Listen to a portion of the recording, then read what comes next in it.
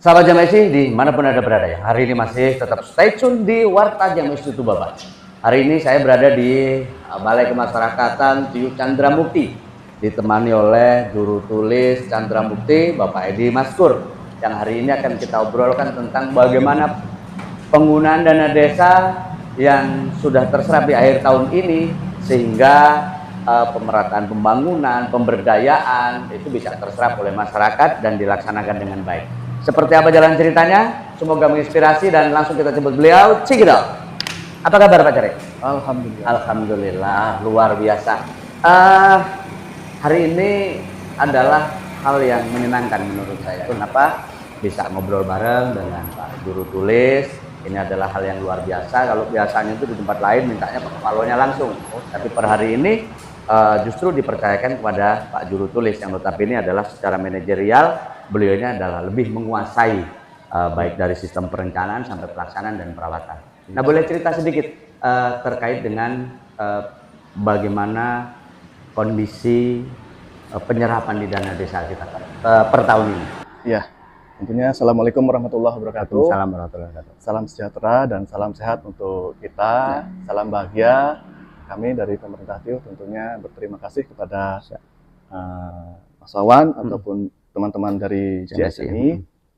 Tentunya secara umum kami Tiuh Chandra Mukti sudah melaksanakan beberapa tahapan, baik itu pembangunan, kemudian pemberdayaan. Tentunya untuk di Tiuh Chandra Mukti ini tahun 2024 kita melaksanakan pembangunan, yaitu yang pertama untuk pembangunan jembatan, kemudian pembangunan sumur bor, ada dua titik, dan kita ada pembangunan di Balai Kemasyarakatan ini untuk finishing ya, untuk finishing. Kemudian untuk kegiatan-kegiatan lain seperti ketahanan pangan kita sudah melaksanakan juga. Itu ada peternakan kambing, kemudian perikanan itu ikan lele, kemudian untuk tanaman kita nanam terong dan nanam cabai. Jadi untuk pelaksanaan pembangunan itu alhamdulillah sudah kita laksanakan 100%. Kemudian untuk pembinaan kemasyarakatan ini masih ada yang belum terlaksana, itu masih ada honor-honor teman-teman Litmas, ada teman-teman guru ngaji, Mudin Marbot dan lain sebagainya. Itu kita belum salurkan karena kita sembari menunggu siltap di bulan Desember. Kemudian ini juga untuk teman-teman dari media juga kita belum laksanakan untuk 100% karena kita sembari nanti kita akan total untuk penyelesaiannya secara bersamaan. Ya. Oke, kira-kira dana desa kita tahun ini berapa sih?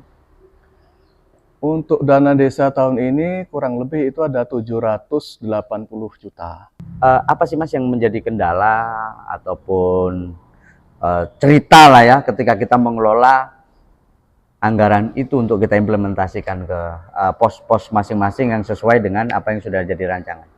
Ya, tentunya kalau untuk kendala mungkin semua Tiuh juga merasakan bahwasanya kita ketika di awal tahun tentu untuk melaksanakan pembangunan itu nunggu dana desa masuk ke dalam rekening itu kan tidak di bulan Januari, sedangkan kita sudah mulai kegiatan itu di bulan Januari. Jadi upaya dari pemerintah Tiuh itu untuk melaksanakan pemerintahan di bulan Januari sampai kita mendapatkan dana desa masuk ke rekening Tiuh itu tentu butuh modal awal untuk pelaksanaan pemerintahan Tiuh.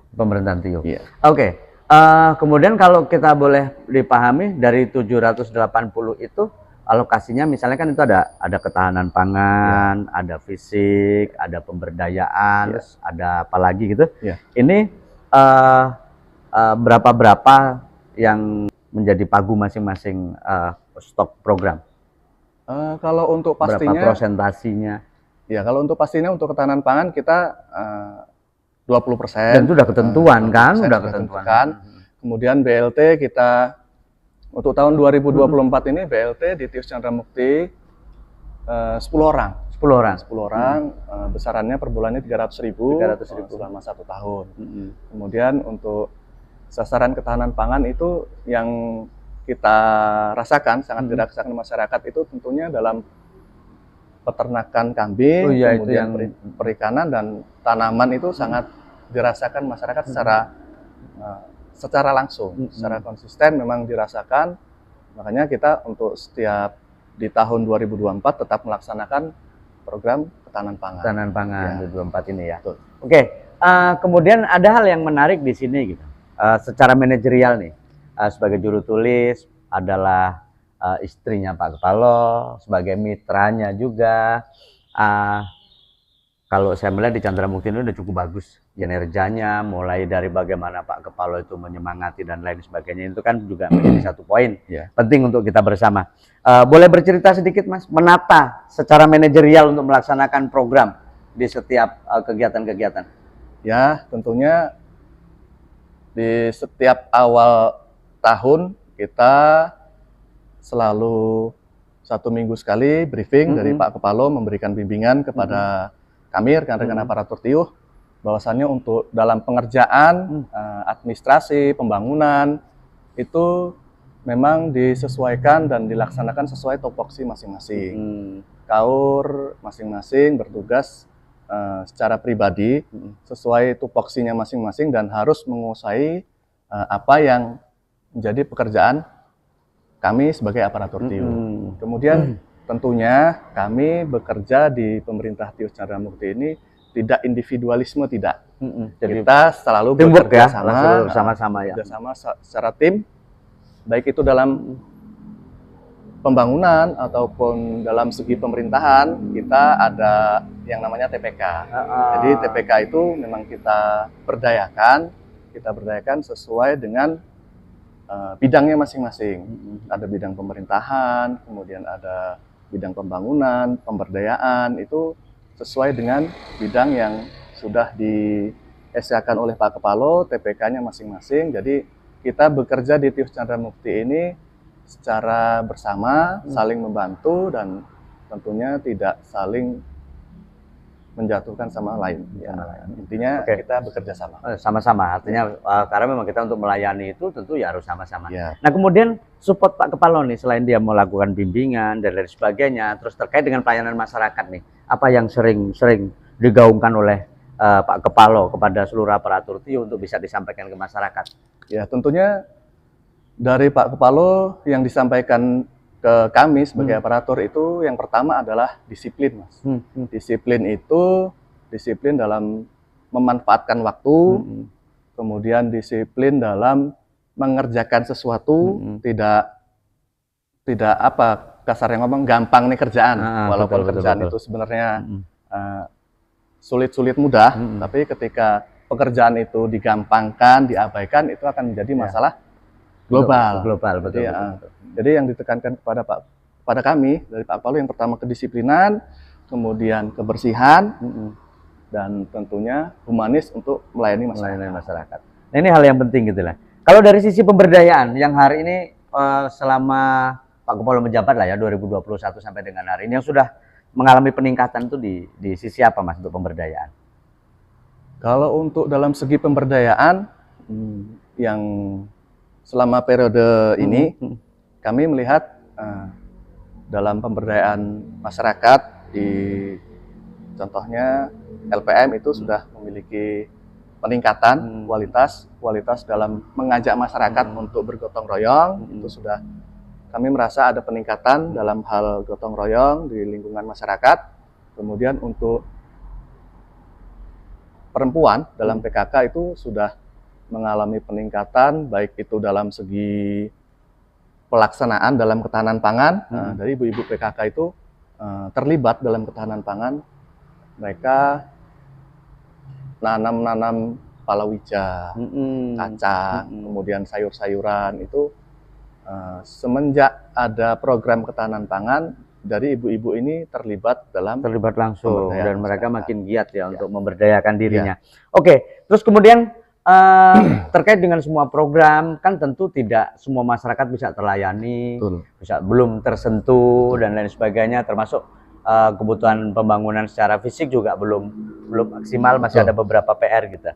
Harapannya apa nih Mas yang ditumpukan kepada masyarakat supaya bisa memahami ini semuanya? Ya, tentunya kepada masyarakat kami mohon untuk tetap kontrol kepada kami pemerintah Tiuh, karena apa yang kita lakukan tentunya mungkin tidak dapat memuaskan masyarakat secara bersamaan.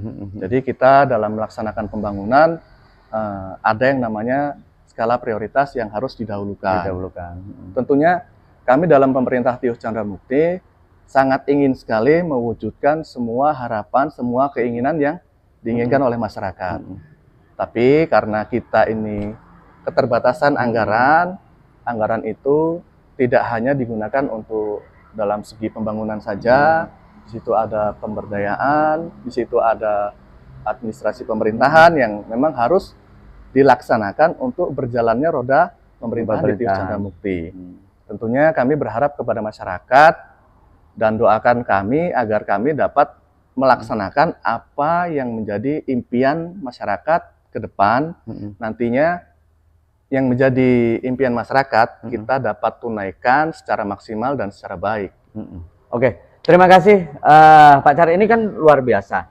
Artinya mudah-mudahan ini adalah pertemuan yang pertama dan kita akan berlanjut lagi di waktu yang akan datang. Mudah-mudahan informasi ini bisa menjadi manfaat untuk orang-orang yang di luar sana, khususnya masyarakat Candramukti, bahwa banyak hal yang sudah kita perbuat walaupun belum cukup memuaskan, tetapi apapun yang menjadi tanggung jawab kita sudah mulai laksanakan secara bukan sekedar rutinitas, tapi dengan humanis. Yang kita laksanakan. Terima kasih. Kita ketemu lagi dan kita beri satu salam cantik untuk seluruh masyarakat Tulang Bawah Barat. Terima kasih. Cek it out.